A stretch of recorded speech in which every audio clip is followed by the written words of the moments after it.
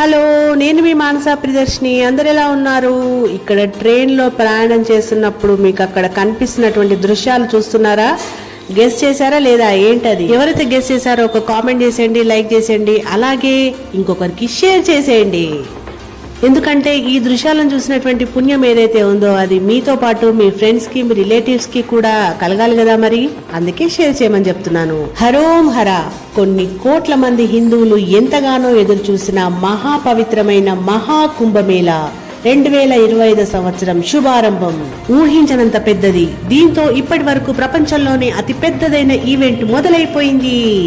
దాదాపుగా నెలన్నర పాటు జరిగే మహాకుంభానికి ఈసారి 45 కోట్ల మంది స్వదేశీ, విదేశీ భక్తులు వస్తున్నారని అంచనా. ప్రపంచంలో 45 కోట్లకు పైగా జనాభా ఉన్న దేశాలు భారత్ మరియు చైనా. కేవలం ఈ 2 దేశాలు మాత్రమే ఉన్నాయి కదా.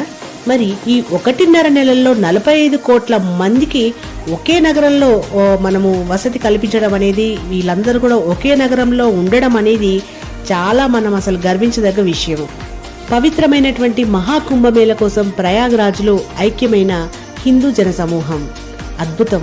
మహాకుంభమేళ మొదటి రోజున త్రివేణి సంగమంలో స్నానమాచరించి పునీతులైన 1.5 కోట్ల మంది సనాతనులు. ఇలా చూస్తుంటే, ఇలా వింటుంటే నిజంగా మేరా భారత్ మహాన్ అని అనిపిస్తుంది కదా.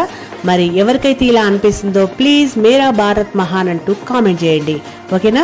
అలాగే ఈ వీడియో ఎలా ఉంది, ఈ ప్రయాగ్రాజ్లో ఉన్నటువంటి కుంభమేళా దృశ్యాలు చూసిన తర్వాత మీకు ఏమనిపించిందో కూడా నాకు కామెంట్ చేస్తూ చిన్న లైక్, ఒక షేర్ చేసేయండి, ఓకేనా? మరి ఉంటాను, బాయ్.